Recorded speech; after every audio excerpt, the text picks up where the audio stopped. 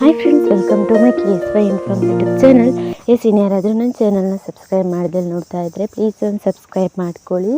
ಯಾವುದೇ ಪ್ಯಾಕೆಟ್ ಪುಡಿಗಳನ್ನ ಬಳಸ್ತೇನೆ, ಹಾಗೆಯೇ tasting powder ಇವೆಲ್ಲ ಯಾವುದೇ ಕಲರ್ ಆಗಲಿ ಯಾವುದೇ ಬಳಸ್ತೇನೆ, ಸೂಪರ್ ಟೇಸ್ಟಿಯಾಗಿರುವಂಥ ಕಬಾಬ್ನ ನಾವು ಮನೆಯಲ್ಲೇ ಮಾಡ್ಕೊಬೋದು.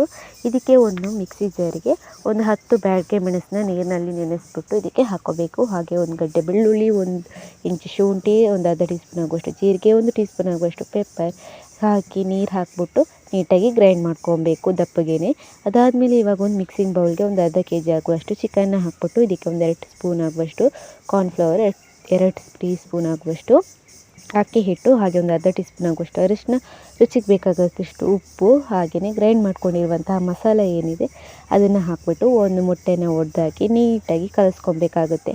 ನೀಟಾಗಿ ಕಲಿಸ್ಬಿಟ್ಟು ಅದಾದಮೇಲೆ ಒಂದು ಅರ್ಧ ಹೋಳು ನಿಂಬೆಹಣ್ಣಿನ ರಸ, 1-2 ಟೀ ಸ್ಪೂನ್ ಆಗುವಷ್ಟು ತೆಂಗಿನ ಎಣ್ಣೆಯನ್ನು ಹಾಕಿ ಮತ್ತೆ ಒಂದು ಸಲ ನೀಟಾಗಿ ಕಲಿಸ್ಬಿಟ್ಟು ಒಂದು ಹಾಫ್ ಆನ್ ಅವರ್ ಇಟ್ಕೊಂಬಿಡಿ.